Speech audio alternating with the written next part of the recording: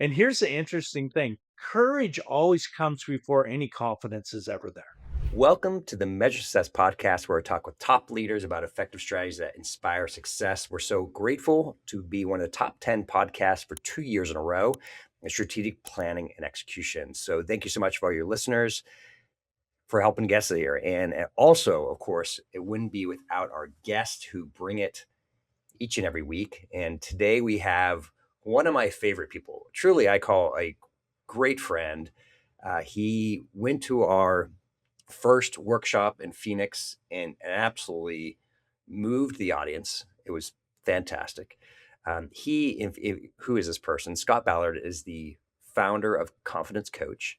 He works with entrepreneurs and leaders to overcome limiting beliefs. And he worked with me before I started here at 40 Strategy, which has now also become 40 Accounting. And he helps lead them with greater clarity and confidence. As a matter of fact, what's so fun about that is the workshop was something we talked about in 2019, 6 years before it happened. And it's awesome that that happened. He works with mindset, identity, helping leaders unlock their potential. But he's beyond that. He's actually had a business that he grew from his kitchen desktop to kitchen countertop with what, $20, $30, $40, something like that, Scott. $100, Carl. We had a There you go. hundred full dollars. And then you've had over 4,000 agents when you finished and sold that business, right? Yeah, yeah.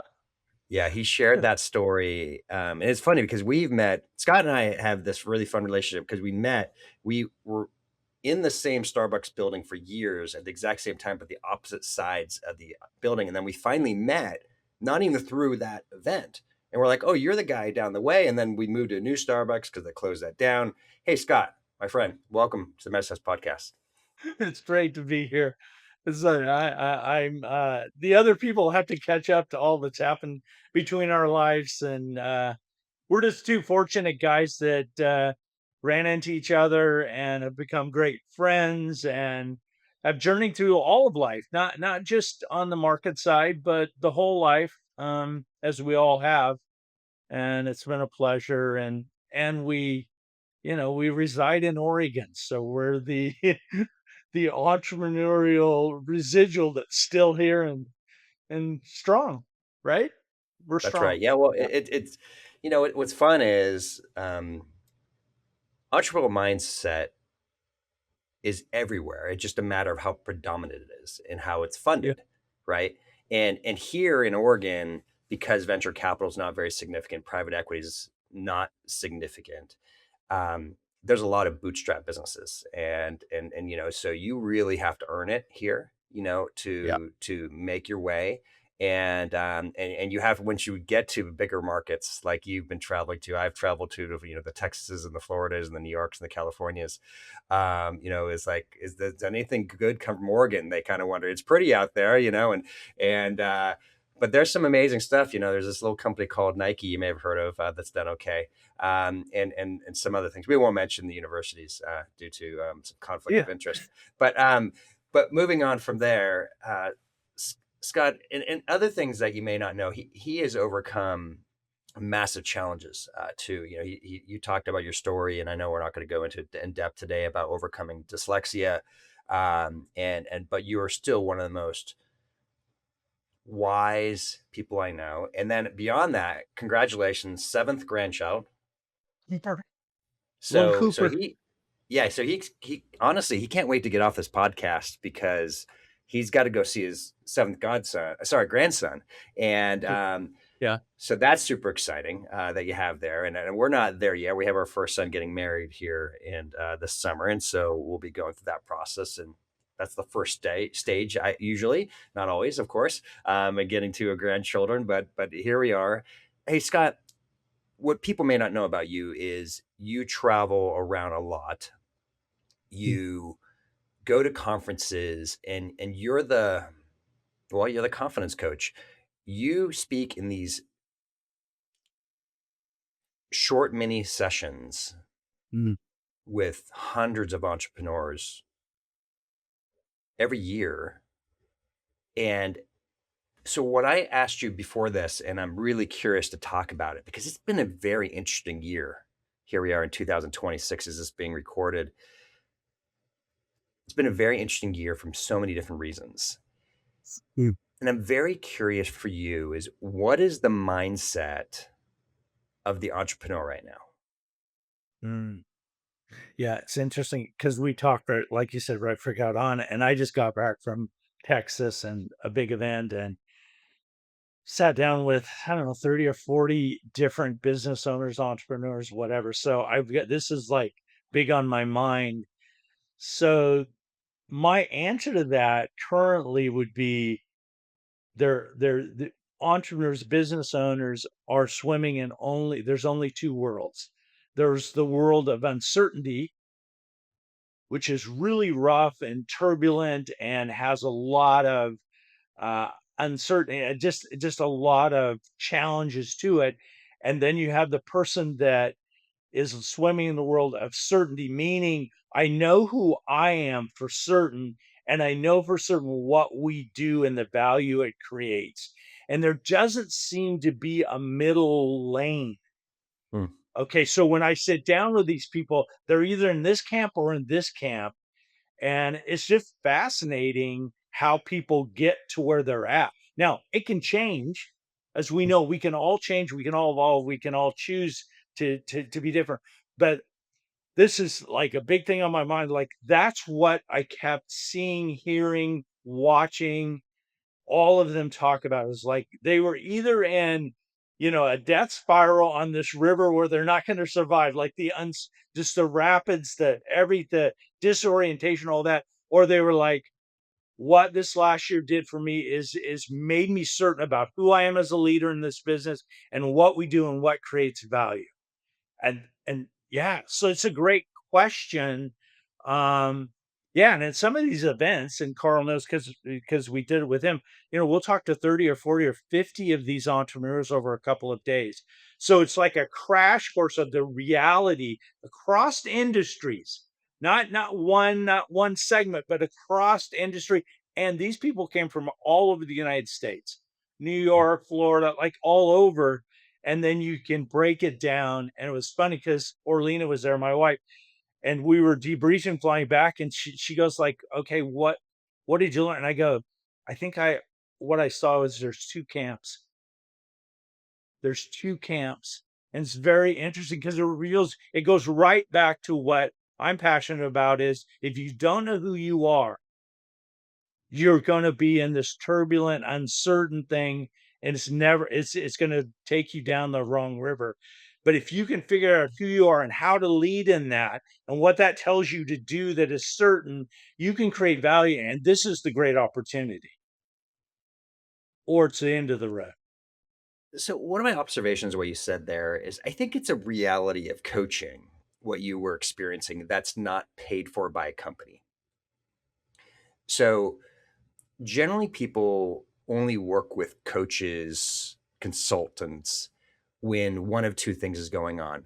They're really struggling. And honestly, in some of those cases, it's forced upon them consulting, right? Mm.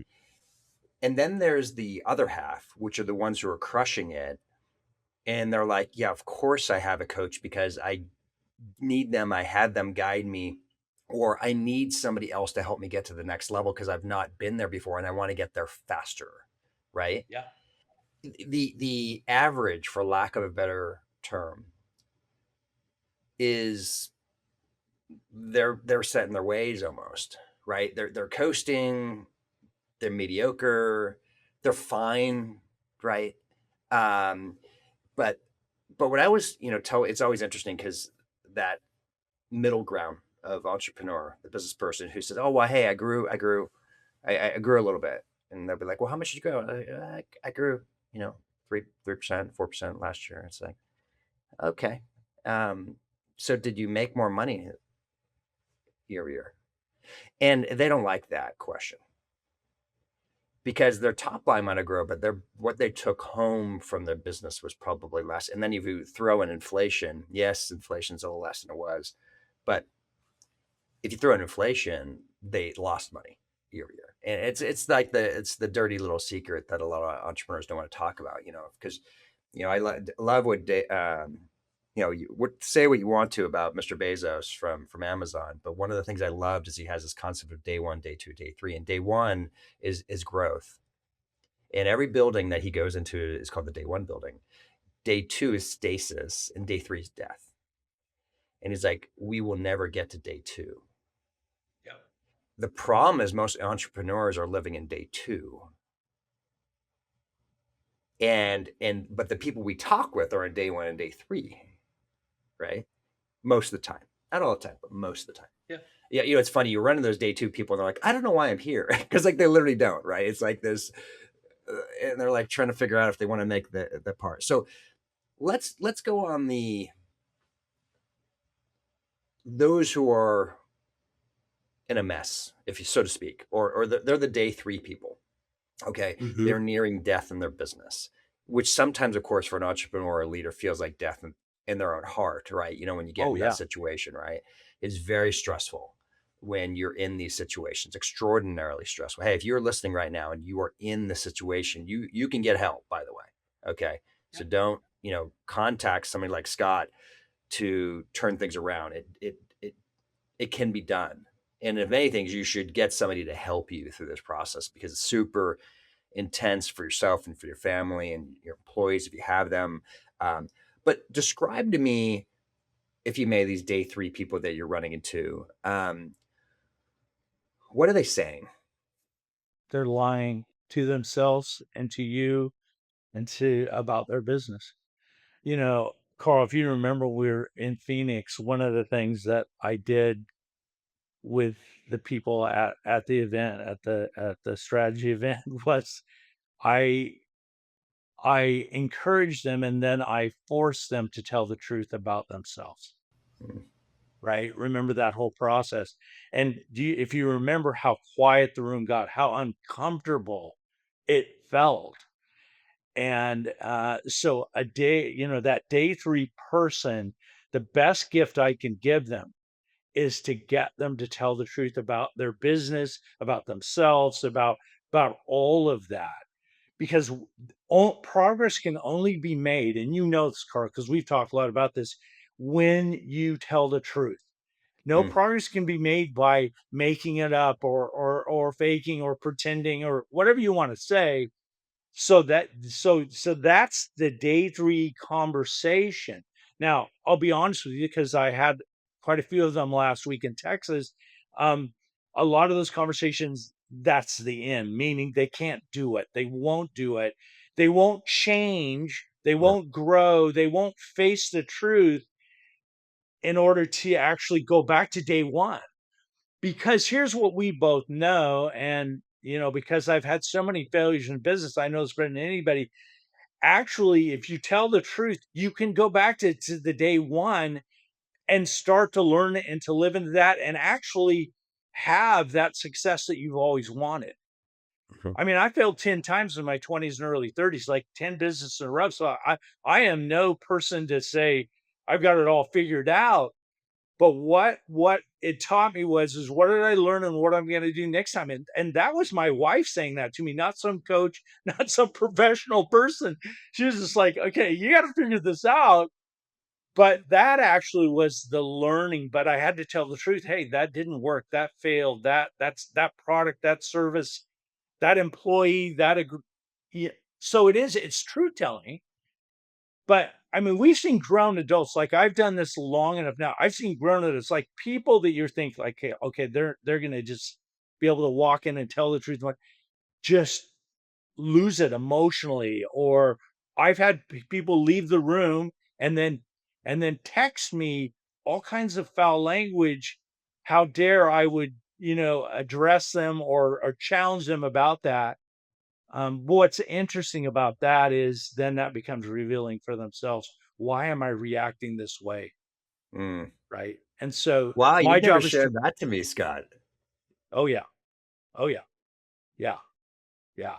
Yeah. It's interesting because they're threatened. It's fear based, right? Mhm, So mhm. there's only two worlds that we live in. There's either fear or there's what? Love. Like Yeah, there's no yeah. that's what drives everything that entrepreneurs, business owners, Carl, we talk about this all the time. Like, where are you living?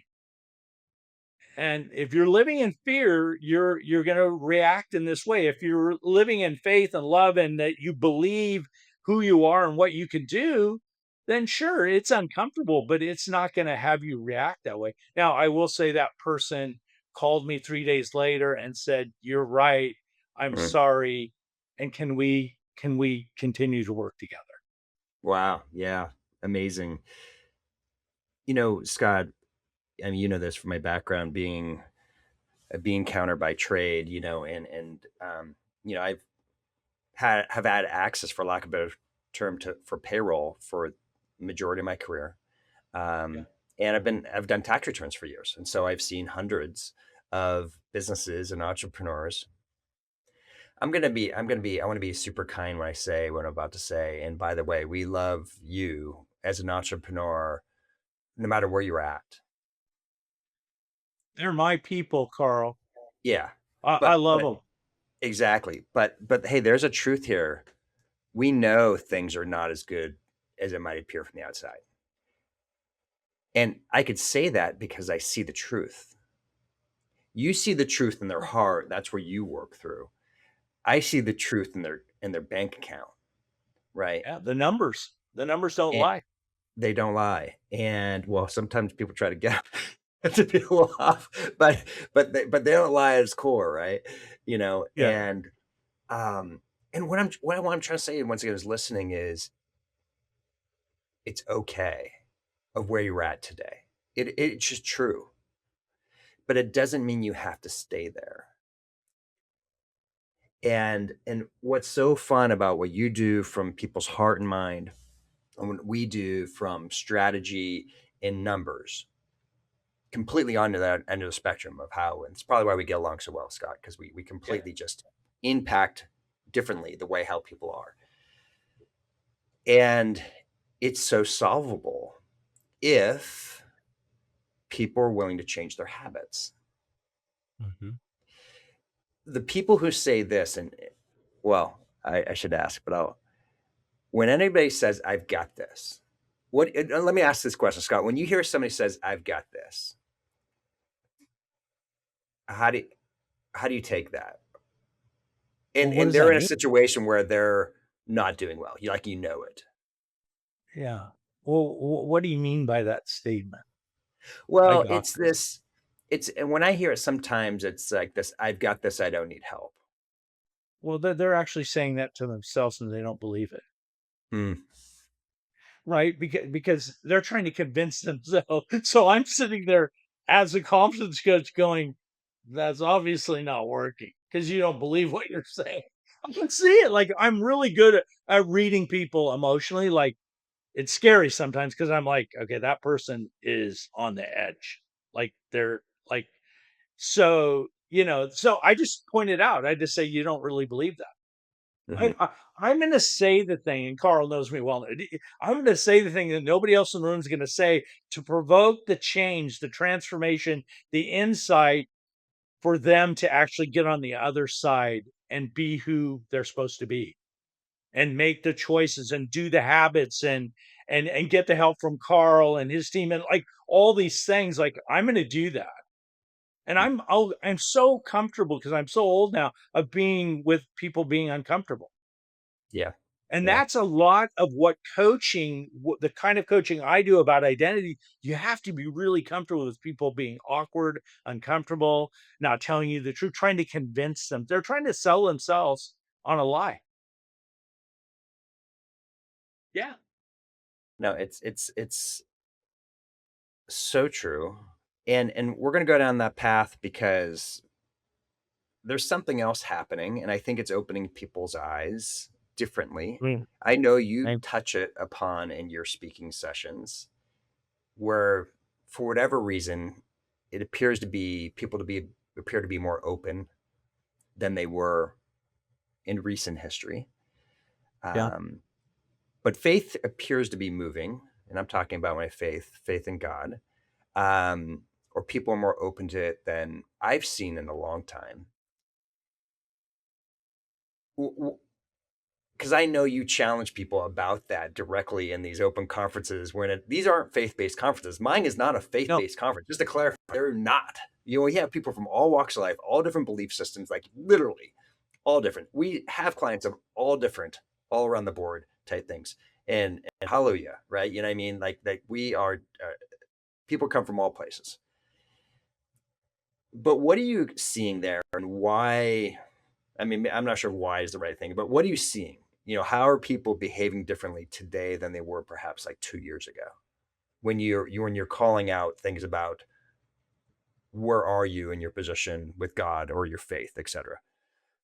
Yeah. Well, the first answer to that is it's gone from this narrow, very narrow, and you had to be very careful and all of these things to just this funnel now. This is huge opening. And I think what it is, and I could be wrong, but I think what it is there's more uncertainty now in the world. I'm talking about the whole world, not just business, but in every way than there's ever been. And so people internally have this thing of they want to seek something that would be certain. Mm, And they don't know what that is, or they're not maybe open to that, or they don't. But when you appear to have some certainty about you, boom, mm, it triggers a conversation, right? And it opens a door. And I've learned a lot of language about how to do this in front of groups that are so diverse, like it's everybody. And yet, the certainty of the way I work with people and the result and how they hear it and how they experience it, it's open. People are more like, I mean, I never would have imagined this day, Carl, would have come in my career. I've been 47 years in business. Like, I never would have imagined that I could go to XYZ event, do this one-on-one coaching like what we do, and then get up and speak and go, okay, I'm just gonna say it. Who does God say you are? mm, Right. And not feel weird about it, not feel uncomfortable, not whatever, and then see the response. Some people know God, some don't, some they're all over the spectrum. And it never fails to just like blow me away of how impactful something like that can be. mm. And I have story after story of people's like, wow, I never thought about this. And I never ever thought about it in the marketplace, in my business, in my industry. This has never happened. Like I have people, and I'm like, yeah, my simple belief is God has, he holds all wisdom and discernment. And if you're in business and you're trying to figure it out, maybe a good idea to ask him. Like I'm not trying, but right. So Yeah. so we're just full in. Now, will that change tomorrow or whatever? Who knows? 47 years in, all I'm saying is the window now in the last 2 years is unlike I've ever seen. And we have opportunities now, people coming to us, Carl, and saying, "Will you do what you did at Carl's event? Like, would you do it for my company, my group, my whatever?" Because people see how it impacts them, and it's transformation. Right, and yeah, I get to talk a lot about that. I get enthusiastic about that. Well, you should, and it's I mean, I'll be candid, right? I would not ask that question when we started this podcast, even though I've had my own personal faith this whole time. I've This is not intended, nor is Right. to speak, to be a. But what's interesting is it's amazing amount of the guests who have come on who have had faith. It's amazing amount of times I've had questions about it. It's amazing how many times there is definitely a seeking, there's a curiosity. But I think you hit on the core thing there. Once again, you go back to when do people seek help? Absolute trouble, or they're growing like crazy and they want help to get to the next level. They want change, right? At the end Yeah. of the day. And that's, I think, is going back to faith. That what has happened, and what you were underlying, companies, employment, jobs, and government, country of Venezuela and Iran. I mean, there is so much unexpected. Whether you are rooting for this or not is not the point here. The observation is, and then of course AI, where just jobs have been automated away. You have coders who were a few years ago getting offered $500,000 deals to go from company to company and more, right? And now they're being replaced instantly, right? By, in some cases, not instantly, maybe too strong a word, but they're being replaced with people who aren't adopting AI. It is so fascinating, right? How quickly these things have taken place. And then there's also this, we just don't believe, we know how things could be faked, whether it be from a ChatGPT script or it's from something that's on the press. There is this, of course, lack of belief, sense of truth of what is true, right? Um, so yeah, I'm with you there. So let's flip it around to the positive side, right? To the people who are, they're like, hey, I'm ready, or I am in the process of growing. I am growing. Things are going well. But it's still scary, right? Don't get me wrong here, right? When you are going to somewhere new, even if it's positive, there's still Yeah. uncertainty, right? What words are they saying? These people who are on the day one side. Yeah, the first thing they say is, "I need community or connection," because Mm, doing that alone is really hard, right? So they need like-minded whatever. The second thing that they say to me all the time is, "I wish I had more courage," mm, right? To sustain this, to keep this, to keep going. Like I feel like that's where I need to grow. And here's the interesting thing. Courage always comes before any confidence is ever there. mm. Boy, that's so well said. Action is what creates the confidence. Yes. Yes. It's not the Right. other way around. Right. Right. Well, let me So clarify. Sometimes we have confidence and we get shot in the head. yeah. Yeah. Yeah. But I mean, for the it's amazing is how action is what ultimately Mhm. brings the confidence, Mhm. right, Mhm. to go, right? Yeah. I mean, to keep going, or sorry, keep going. Right. I thought what you said was profound there. Yeah. So for example, when I was speaking at your event, Carl, how did I end that talk? I ended that talk by guiding them through building their courage. Okay, I'm going to write down what I'm most afraid about, what I'm dealing with, the things that are blocking me, the negative tape that's running in my head. I had them write it down, but I did not tell them that I was going to have them stand up and tell everybody in the room what those were. So I'm taking them on this journey of courage and building their courage, building that muscle, right? It's like a sports coach. We talk about sports all the time, you and I. Like, that's all I'm doing, and then I get them to the other side, and I said, "Okay, now you realize you're not the only one that's dealing with that fear or that doubt or that uncertainty." And so, I've talked often in the last couple of years of, we should have named the company Courage Coaching. Mm, But not that we're going to change it, but you know what I mean? Like, it's mhm, more fitting because the uncertainty makes courage more and more important and more valuable every second in this sped up world of AI and economies and wars and all of that. Like, courage is really, when you see somebody really killing it out there in the business world, they're very courageous. Like, I don't even have to meet them to know, like, they're carrying a tremendous amount of courage with them, right?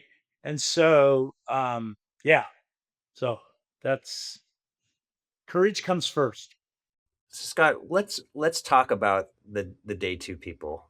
Um, we focus on day one and focus on day three, and one of my, gosh, it's why I do what I do. I really get challenged and frustrated with inaction. But there's a lot of people, and what, just this past year in 2025, the most amount of people were retiring. Like it I was know. the peak of the baby boomers and retirement age, and you have a whole group behind them that are like 5 years away from retirement, and they're kind of put on the coasting, right?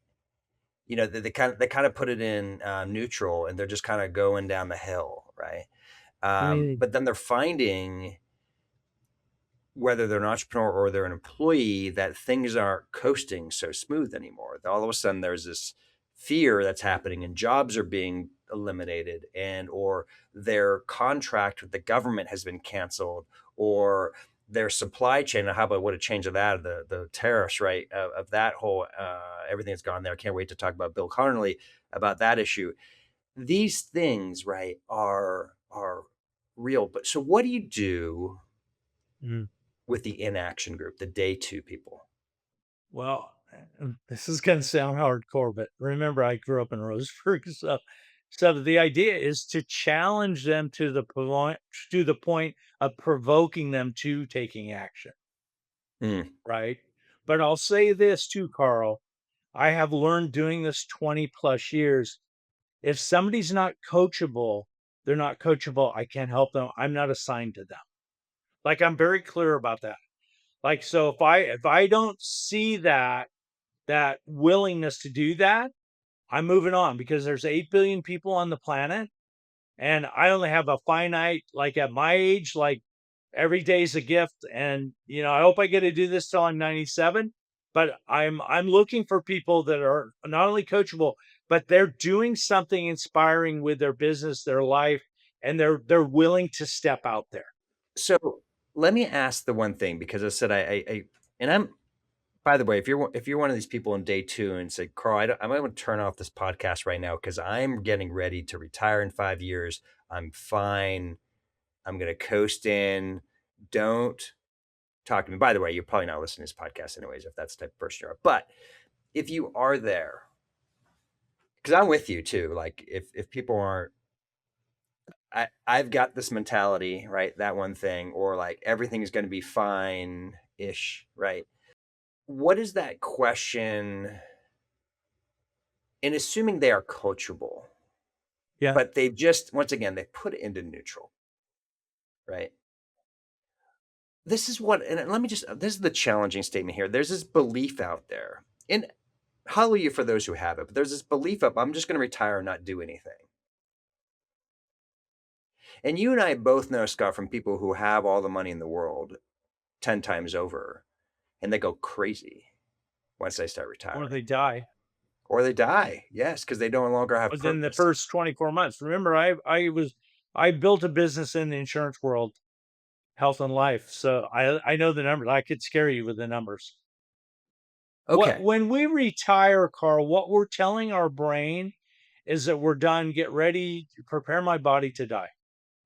That's what actually is happening in the brain, the neurons. That's what you're telling yourself.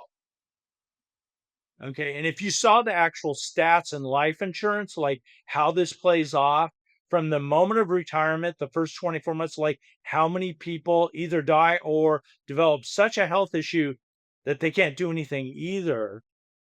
And here's another statement. I don't want to go too far because I don't want to turn off everybody. But in my faith belief, in the book that I read and I've studied for 67 years, there's no retirement. Like Yeah. my job is to serve as many people as I can until they kick the dirt in my face and they go, okay, he's done. Because I'm working for a higher calling. I'm sure I'm doing this, but I'm doing this because I was put here. I was put here to encourage people in the marketplace and to believe in people until they can believe in themselves and what God's called them to be. And I will not stop doing that until I can. Yeah. So Amen. I Yeah. have no idea about this. We have great friends, Carl, that we've known for 30 years, raised our kids here, all this. They've retired, they're dead, they're divorced, they're sick, they're depressed. They're calling me going, I'm so depressed, I don't know what to do. And I'm like, go to work. Go to friggin' work now. Whatever that is, I don't care. You got to, like, you were made to do something. Now we've probably just lost everybody. I apologize. You can edit No, this no, out. well, once again, I know we didn't, Scott, and I know there's somebody listening on this podcast right now who is in that neutral. They're neutral. They're going through the Um, car wash. They put the car in neutral and they're just getting whipped around. They might be cleaner on the other side, but they actually are, they know there's something greater for them. And so this is, I hope, once again, this wasn't the plan. This, once again, these podcasts, when I come into it, it's a curiosity, it's a discussion, but it leads to insights. And to me, I'm hoping for the insight. If you are in this day two type group, and once again, I don't care if you're an entrepreneur or you've been an employee your whole life or something in between, um, have purpose, have purpose. Uh, one of it's the short, people that, Carl. yeah, it's exactly, it's so short. I'm gonna be 67 this summer. I've been dating the same girl for 48 years, and it seems like yesterday that we got married. Like, I know that sounds but it literally can feel like that. And now, we've got 7 grand, like, and life has happened, and at the end of the day, if I want to feel like that my life had meaning, it is about how well I have served other people and Yeah, what I've been called to there you go. do. There you go. And I'm telling Yeah. you what, it took 40 years to figure out this is what God made me to do. Like, and really embrace it and really go, okay, I'm all in for this, right? And that's where the power is, and that's where the meaning is, and that's where I want to go to work. I want to go to this event. I want to speak. I want to pour into these people's lives. I don't know them, but I know I have something that can really help them if they're willing to step in and have a bit of courage with me. And I see it over and every week, Carl, at these events. Every week, people are like, "Whoa, what just happened?" I'm like, "What just happened is you went from uncertainty to certainty." Yeah, and for those of you who don't know, because Scott's gonna be humble about this, he sold that 4,000 person agent business, did very, very well for himself. And what he was describing, there was this 4-year period of what do I do? And you did do amazing things, and you traveled to Africa and did some incredible charitable events, and I'm sure you had some fun in between here and there as you did things. But you got to that point of, is that it? Right. And I don't mean that negatively. I'm just saying it's just like this. I think I've said this conversation multiple times on this, a gentleman who was a multiple, multi millionaire, never had to work a day in multiple lifetimes. And he said, Carl, if I see another luxury pool again, I'm going to drown myself in it. And it's one of my favorite comments actually I ever heard. Right. Yeah. And and the why is because he wants, he wasn't built to be sitting by a pool all the time. And once again, if you are with that people and that is literally what you're called to do, honestly, hallelujah for you. Like, I just Yeah. know how I'm built. And I know most people who are listening to this audience, they know in their heart they're not really built for that all the time. You know, it's like, don't get me wrong, really enjoy going to Cancun and lying down by the pool and being totally unwound for, well, trying to get to unwound by the seventh, eighth, ninth, 10th day. Love that, but it's not a forever thing for me, right? It's something that I feel like I have a greater purpose, and I'm here once again. This podcast is here, and why we speak and talk and have workshops is because we want to. Nothing more powerful, more exciting when you see the potential in a human being, no matter what stages it is in our life, and they achieve what God or whoever else you want to call it had intended for them to be. And they can go to bed each night feeling job well done, Yep. right? It's so powerful. It's so powerful. It's like Scott, I'm working. This is weird. It's like, Carl, I thought you help business leaders to scale and to get out of the business. Um, Growing two businesses right now. I'm working at the moment more than I have in a long time, and I'm so motivated by it because I could see what we're building, Yep. and it's so motivating for me. And this is a season. I can't sustain this forever. What I'm doing right now, it's a season of high excess requirement due to some changes that we're making. But man, it's like today I have 4 podcasts, 5 interviews to hire people. What a great day, right? Yeah. You Yeah. know, Yeah. and so so anyways, this day one, this has been so fun. Day one, right? Hey, if you're in growth mode, get help. If you're in day two, find help to start moving. And you're day three, you're not dead yet. And you don't Don't. have to be, but find people that can work with you. And by the way, if you are in that situation, you're not a failure. It's just a moment in time. You can get through It's it, never a right? failure. It's a learning opportunity. I happen to be an expert at failing. I did first grade twice. I flunked out of 3 colleges.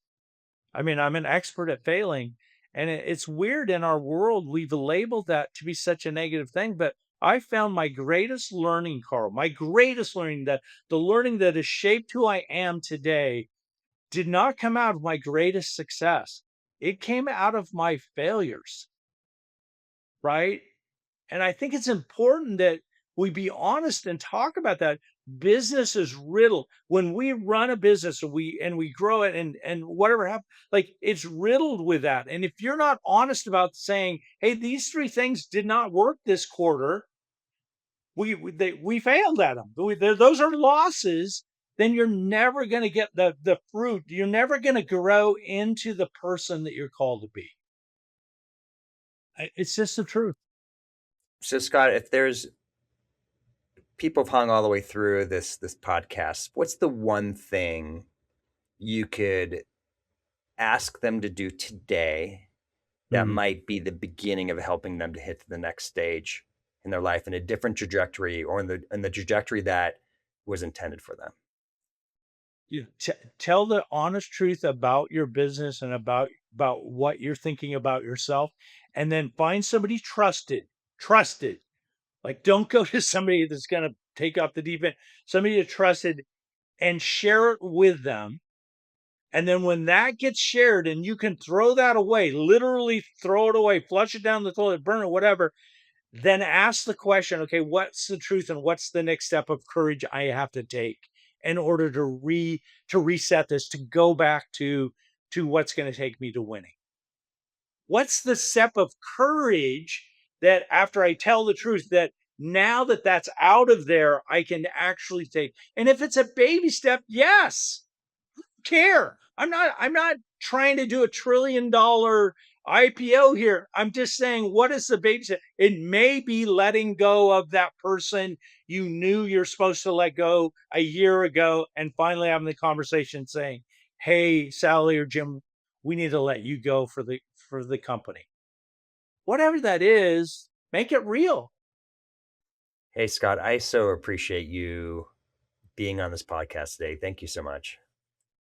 Thank you, Carl. We always have a great time. If nothing else, the two of us really enjoyed it, so that's awesome. Oh no, I know this one. This one's gonna move people, and it's gonna move. We literally hit all 3 sets of people: day one, day two, day three. You're in Mhm. one of those 3 spots, Yeah. right? If you're listening, right? Because if you're not, you're either before death or after death, and so you're in day one, day two, or day three, and we know the greatest joy is when you stay in day one, just like Mr. Bezos Yep. has every time he moves to a building, that's the day one building. You need to live your life like you're in day one every day. Yep. Regardless, once again, even if you're retired, live it in day one every day.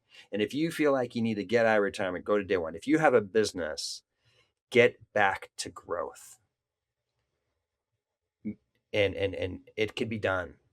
Like you and the amount of businesses you've been a part of, I has been so fortunate to be in 10 different businesses that have doubled in size, but I've been in the dark side too. And it's not Yeah. fun. But man, when you turn it around, it's so inspiring, so exciting. It's almost more rewarding than growing it for the first time, when you get a turnaround.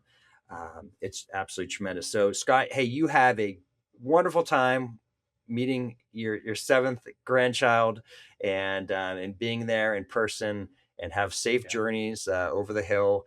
And God bless you. And thank you so much for being a friend and being on this podcast again today. Thank you, Carl. Appreciate it, man. And to everyone else who's listening, I hope you've enjoyed this. This, as I said, we do these podcasts. It's just a passion. It's become a passion of mine. This is, and I appreciate you joining. I think there's a reason I'm humbled that we become a top 10 podcast. And, that's why how we measure success. It's, by the way, your DNA, it's who you are, but through action, we create confidence, right? And it's Courage, courage, then confidence. courage and confidence. Exactly. Courage to Courage move, is always first. right? Have that courage to create the confidence. You can do it. And so with that, we'll leave that here today. As we always like to say, wishing you the very best and measuring your success. Have a great day.